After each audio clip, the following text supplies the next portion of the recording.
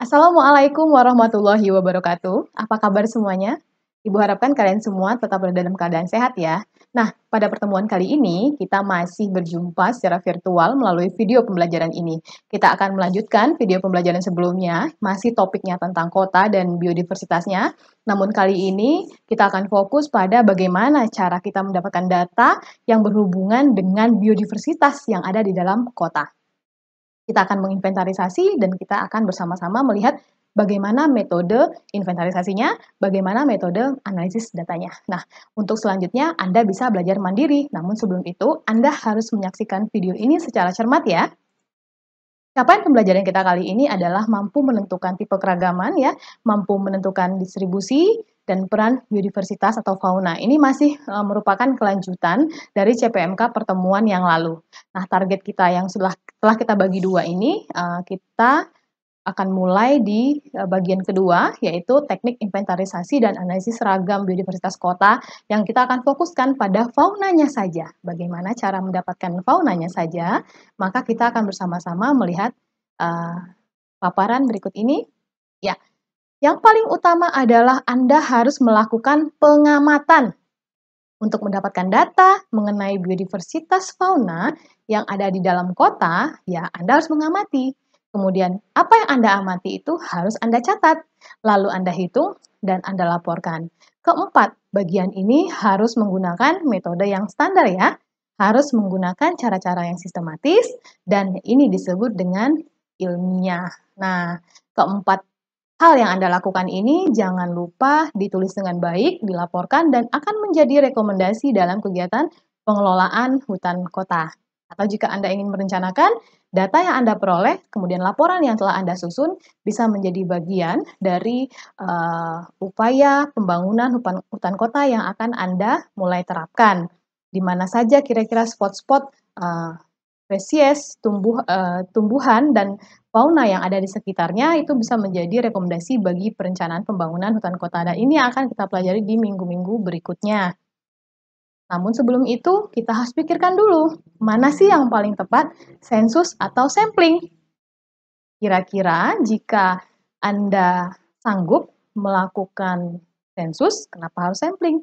Atau jika Anda tidak sanggup melakukan secara sensus, maka mengapa tidak Anda pilih sampling? Pertimbangan dua hal ini mencakup biaya, lokasi, dan waktu. Biaya, waktu, dan tenaga ya. Jadi jika Anda akan melakukan menginventarisasi kegiatan atau melakukan inventarisasi, skip ya nanti bagian tadi ya. Mana yang paling tepat, sensus atau sampling? Dua pertanyaan ini mungkin sangat sering kita dengar. Ya, paling sering kita ajukan jika kita ingin melakukan inventarisasi, tidak hanya di hutan kota, tapi di hutan-hutan yang lainnya. Jika Anda mampu melakukan sensus, kenapa harus sampling? Jika Anda punya sumber daya yang terbatas, ya tidak mungkin Anda melakukannya dengan cara sensus. Ingat, lokasi yang sangat luas, kemudian tegakan yang sangat rapat, maka Anda tidak akan bisa melakukannya dengan cara sensus karena berhubungan dengan biaya, waktu, dan tenaga yang Anda punya. Sementara jika lokasinya cukup ya, Anda cukup mampu untuk menjangkau semua tempat, biaya yang Anda punya juga bisa mengcover semua itu, kemudian juga Anda punya tenaga yang siap untuk diturunkan secara serentak, maka Anda bisa melakukannya dengan cara sensus. Namun, apabila rasanya ya lokasi itu kurang bisa Anda lakukan dengan sensus, maka lebih baik kita pilih saja sampling. Nah, data sampling ini juga nanti bisa didekati agar Anda bisa mendapatkan nilai yang mendekati nilai sebenarnya atau nilai sensus tadi. Bagaimana caranya? Kita akan lihat selanjutnya ya. Untuk menentukan metode yang tepat, tadi kita sudah sama-sama melihat bahwa kita akan memilih metode sensus dan metode sampling begitu ya. Kita andai kata kita sudah memilih sampling, namun masih ada pertanyaan metode apa yang tepat. Ingat, ada banyak sekali metode yang dapat Anda gunakan untuk pengamatan satwa liar. Jadi tidak melulu metode itu, metode A, metode B, hanya itu saja. Anda bisa melakukan modifikasi. Namun, perlu Anda catat, metode yang Anda gunakan itu bergantung pada tujuan Anda. Apa yang ingin Anda capai? Apakah Anda hanya sampai pada pemilihan jenis saja? Atau Anda ingin menduga kelimpahannya, keanekaragamannya, bagaimana kepadatan populasinya? Apakah Anda akan menduga populasinya di masa mendatang? Itu juga akan berbeda metode yang akan Anda gunakan. Apakah Anda sudah akan membahas tentang pakannya? Bagaimana satwa itu memiliki preferensi pakan yang mereka sukai di hutan kota tempat Anda kelola, dan sebagainya, bergantung pada tujuan Anda. Berbagai gabungan metode seperti yang saya sudah singgung tadi, seperti modifikasi metode, gabungan dua metode, itu bisa saja. Dan itu sesuai dengan kondisi lapangan di mana Anda ingin melakukan inventarisasi atau melakukan pengamatan, begitu ya. Salah satu metode yang paling umum sebenarnya kita gunakan adalah metode transect. Namun, metode transect ini ada dua hal. Ada dua jenis ya. Satu, line transect, dan yang satu lagi, strip transect. Metode yang paling umum lagi di antara kedua jenis metode transect ini adalah strip transect, dan tidak akan saya bahas pada pertemuan hari ini. Karena metode strip transect menggunakan garis imajiner kiri dan kanan, sementara line transect tidak. Pada hutan kota yang sudah kita buat sedemikian rupa, penggunaan metode strip transect sebaiknya kurang tepat ya, sebaiknya tidak kita gunakan. Maka yang paling memungkinkan kita melakukan pencatatan dengan teknik line transect atau transect garis, yaitu metode di mana kita mengamati sepanjang garis imajiner yang kita tentukan sebelumnya, dan jika Anda mendapatkan spesies pada saat Anda mengamati, pada saat waktu Anda pengamatan, maka Anda harus membidik dulu di mana spesies itu berada, di mana lokasi spesies itu Anda temukan pertama kali. Karena kita tidak memiliki batas kiri dan kanan. Bisa saja spesies yang Anda temukan itu berada pada 10 meter, namun Anda berada di sisi yang lain, ya, seperti di gambar, Anda bisa lihat di sebelah kanan ada orang yang sedang berjalan, ya, terlibat perjumpaan dengan primata, kemudian dia menghitung jarak di mana dia berdiri dengan jarak dari primata itu ke jalan. Di sini bisa kita lihat bersama. Jadi kita tidak tahu berapa meter sebenarnya jarak primata itu dengan tanah atau jarak primata itu dengan kita. Nah, yang bisa kita ukur adalah jarak antara kita dengan primata itu. Sementara jarak dari tanah dengan primata itu tidak bisa kita ukur. Dan yang kita cari adalah hal itu. Itu yang akan diukur. Nah, ini agak lebih, penghitungan data menggunakan metode line transect ini memang lebih rumit dibandingkan strip transect yang biasa digunakan oleh kita di dunia kehutanan ya, terutama di konservasi. Ingat, prinsip dan asumsi dalam penggunaan transect garis ini, yaitu satwa itu kita anggap berada pada jalur atau dekat jalur yang harus bisa dideteksi. Andai Anda tidak bisa mendeteksi satwa itu, maka Anda sebaiknya tidak memasukkan data itu ke dalam data yang akan Anda analisis. Kemudian, perjumpaan dengan satwa mewakili kejadian yang bebas satu dengan yang lainnya. Artinya, jika tadi bertemu dengan primata A, maka kehadiran primata yang lain tidak bisa menjadi catatan yang sama. Jadi dia hanya mengukur satu saja. Atau jika mereka berada pada jarak yang berdekatan, Anda harus prioritaskan menghitung jarak antara si primata yang mana yang akan Anda masukkan ke dalam data Anda. Kemudian posisi satwa diukur ketika pertama kali terlihat oleh pengamat atau Anda sendiri. Jika ternyata posisinya berubah tempat, maka posisi pertama itulah yang akan Anda ukur untuk jaraknya ya. Asumsinya apa sih? Asumsinya satwa tidak boleh bergerak. Ini berhubungan dengan prinsip yang terakhir tadi. Tidak boleh berpindah sebelum terdeteksi. Pertanyaannya, bagaimana jika kita sedang mengukur jarak antara kita dengan satwa tersebut sudah berpindah, tetap bisa dicatat, namun Anda tidak bisa mencatat perpindahan berikutnya sebagai data baru, ya, Anda tidak boleh berbohong. Kemudian seekor satwa yang terbang tidak mempengaruhi kegiatan satwa yang lainnya. Jika ada burung yang melintas kemudian satwa itu terganggu, sebaiknya itu tidak menjadi catatan Anda. Karena tidak lagi independen ya perjumpaan itu. Kemudian seekor satwa atau kelompok satwa yang sama itu harus berada di satu tempat. Jika seekor satwa atau kelompok satwa itu berbeda, dia berbeda jenis, maka itu bisa menjadi catatan ya. Kalau misalnya masih satu jenis, cukup satu saja yang kita prioritaskan.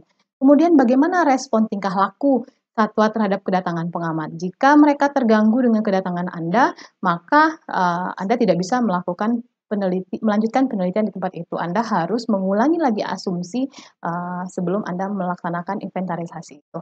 Dan tidak ada satwa yang terhitung dua kali. Ini yang sangat fatal. Jika Anda melakukan double counting, maka data Anda tidak akan bisa digunakan.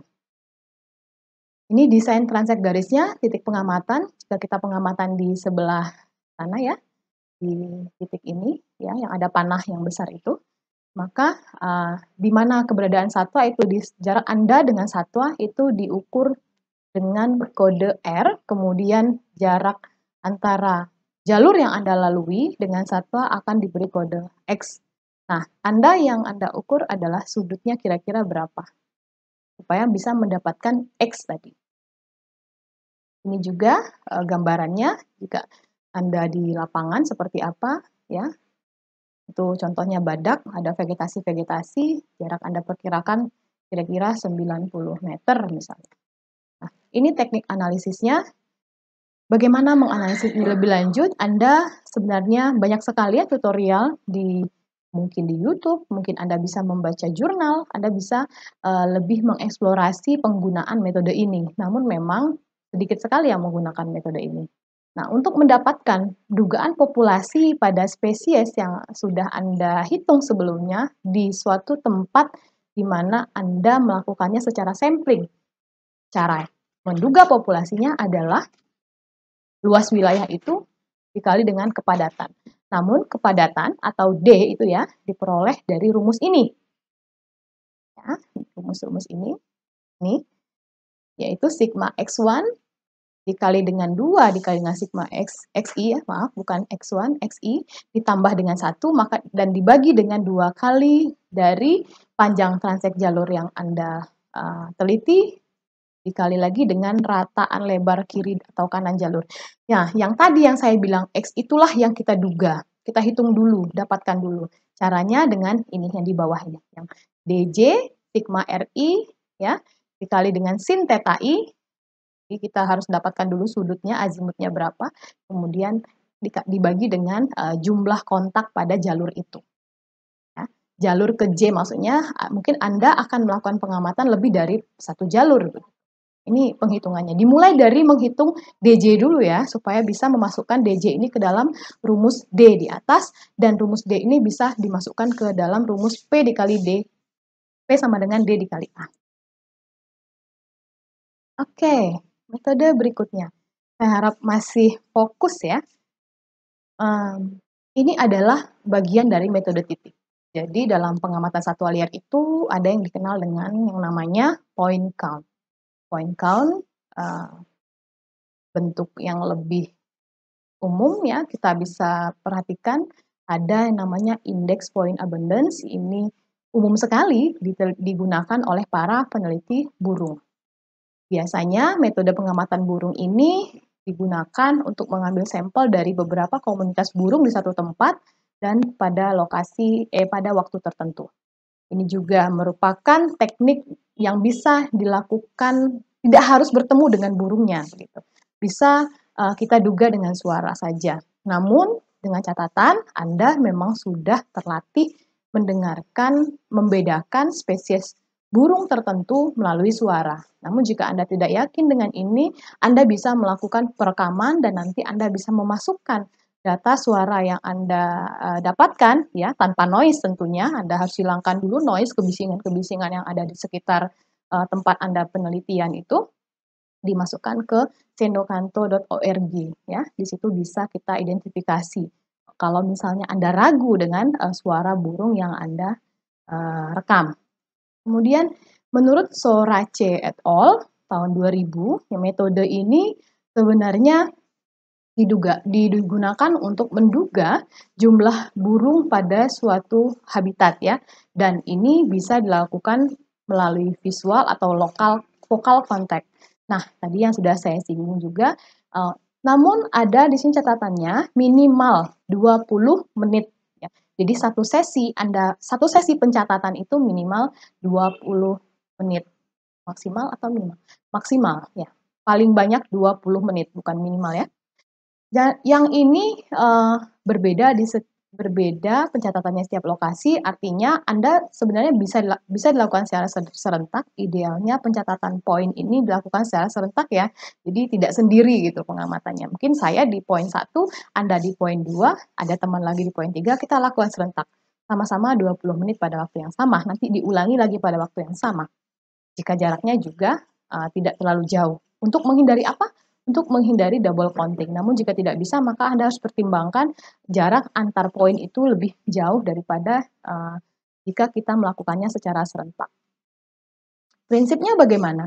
Yang jelas, pengamat ya diam saja. Anda tidak bergerak. Ya, pada satu titik ya, kalau diam saja tidak mencatat, maka Anda tidak akan mendapatkan apa-apa. Tapi Anda diam, mencatat, mendengarkan, mengamati. Di dalam metode IPA ini juga Anda sebenarnya dituntut untuk membuat sketsa perjumpaan dengan spesies burung. Jadi jenis burung yang Anda temui itu Anda sketsa, bagaimana bentuknya, warnanya Anda tandai. Itu sebaiknya dilakukan oleh peneliti burung. Dan prinsip yang lainnya yaitu burung-burung itu hanya dicatat yang masuk dalam radius. Jadi radius itu benar-benar Anda kuasai sebelumnya. Di mana saja batas radius Anda harus sudah tahu. Jika itu tidak masuk ke dalam radius, bagaimana?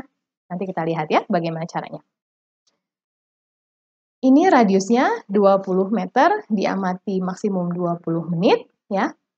Dan umumnya kita bisa menggunakan metode ini sama, bisa juga kita modifikasi tergantung kerapatan vegetasi. Namun di hutan kota rasanya vegetasi tidak begitu rapat karena kita yang mengatur posisi vegetasi ya di hutan kota, kecuali kalau memang kalian melakukan pengamatan itu bukan di lokasi yang teratur posisi vegetasinya. Ini bisa radiusnya bisa diperpendek untuk mendapatkan keragaman data yang lebih baik begitu. Important notice-nya, pastikan burung yang sama tidak dihitung 2 kali. Jadi pernah saya waktu praktikum dulu, oke skip. Important notice, pastikan burung yang sama tidak dihitung 2 kali selama survei ya. Jadi ini sulit tapi mudah tapi sulit. Kadang-kadang kalau peneliti itu sudah lelah, mungkin saja burung yang sama kita anggap burung yang berbeda.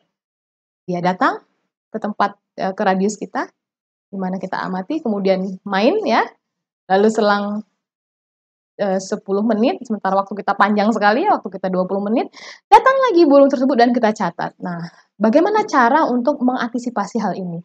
Biasanya peneliti memperpendek lama pengamatannya di lokasi tersebut, namun tetap nanti akan dilakukan ulangan. Jadi untuk mengurangi bias.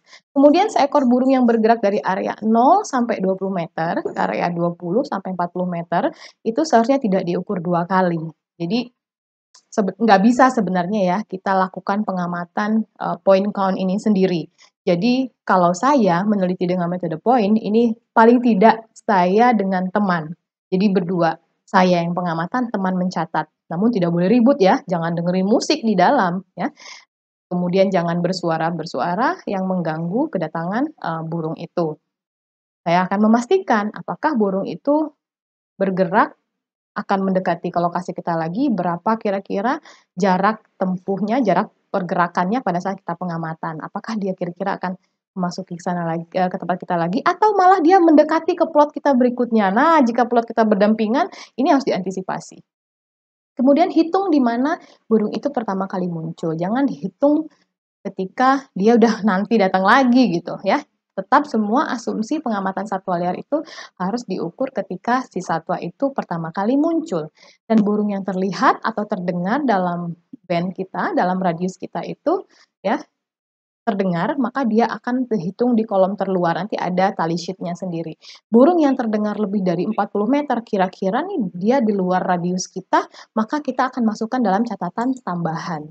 Nah, ini contohnya ya, di sebelah kanan, paling kanan ini ada spesies ya, ada jenis-jenis ini kolom spesies, jenis-jenisnya. Ingat yang paling atas itu adalah identitas, Anda jangan lupa memasukkan identitasnya ya. Kemudian number of birds-nya, ada FT, ada FO. FT, FO itu adalah jumlahnya. Kemudian jika misalnya ya, Anda ketemu burungnya itu di luar jarak, di luar dari 20 meter yang Anda amati, maka dia masuk dalam outside. Nah, FT ini semua jenis burung yang terbang yang masuk dalam poin. Ya. Jadi dia masih bisa kita hitung. FO ini, jadi dia terbang di atas ya, atau dia berada di atas sekali daripada area yang kita amati gitu ya. Tapi masih di sekitar boundaries, tetap kita tandai. Oke. Ini contoh-contoh desain pengamatannya. Nah, gambar yang paling ujung, ya, gambar yang paling ujung ini adalah mungkin nanti hutan kota yang akan Anda bangun seperti ini atau hutan kota yang akan Anda amati seperti ini, maka bisa saja mungkin metodenya Anda bisa pakai dengan posisi melingkar tentunya ya, dengan modifikasi dalam transek garis. Jadi transek garisnya itu dibuat mengikuti arah vegetasi bisa seperti yang di paling bawah ini, yang di belakang saya ini juga ya, ada peta. Ini adalah salah satu desain pengamatan spesies burung menggunakan point count, IPA, yang bisa juga kita gunakan. Jadi asumsi yang penting asumsinya jelas gitu. Boleh rapat, yang penting asumsinya jelas. Mau apa, datanya apa, bagaimana cara Anda menghindari double counting. Nah, tibalah di analisis data point count. Nah, jika Anda hanya ingin mendapatkan data keragaman, jenisnya saja ya udah cukup dirata-ratakan. Tapi jika Anda ingin menduga populasinya, maka kita harus dapatkan kepadatannya ya. Populasinya berapa, kepadatannya berapa, kemudian kita duga populasi, bukan populasi contoh, tapi populasi untuk lokasi itu secara keseluruhan. Rumusnya ini, N1 itu apa? Jumlah satuan tercatat dalam radius R, kemudian jumlah satuan di luar radius ini, ya ini N2. Jadi tetap data yang di dalam radius dengan data yang di luar radius itu tetap dipertimbangkan kalau metode point count dalam bentuk IPA tadi. Masalahnya kita harus dilogaritmakan untuk mengurangi bias tadi dan dibagi dengan ulangannya. Gitu ya. Apa saja metode lain? Nah, ini adalah metode lain yang bisa Anda gunakan ya. Coba lihat di gambar yang bawah ini ada gambar orang ya, sedang melakukan pengamatan pada beberapa tipe vegetasi yang dia amati adalah burung. Bisa juga Anda modifikasi metode yang tadi, point count tadi, index point abundance tadi dengan bentuk seperti ini. Ini juga umum orang gunakan.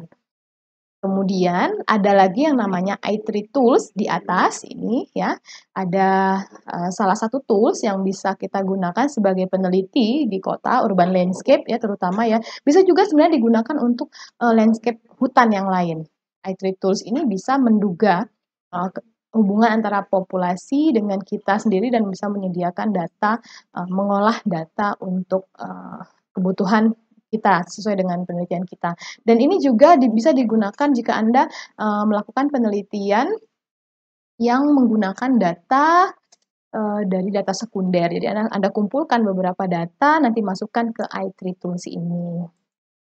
Ini adalah buku rujukan yang saya gunakan, yang umum sekali orang gunakan dalam penelitian tentang spesies satwa liar di hutan kota.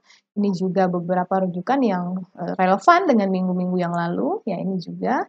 Jadi banyak sekali sebenarnya sumber yang bisa Anda baca, namun saya sangat menyarankan Anda semua membaca referensi lebih banyak daripada apa yang tertulis di dalam video pembelajaran ini. Demikian saja yang bisa saya sampaikan. Semoga Anda bisa lebih banyak mengeksplorasi. Terima kasih dan selamat belajar. Assalamualaikum warahmatullahi wabarakatuh.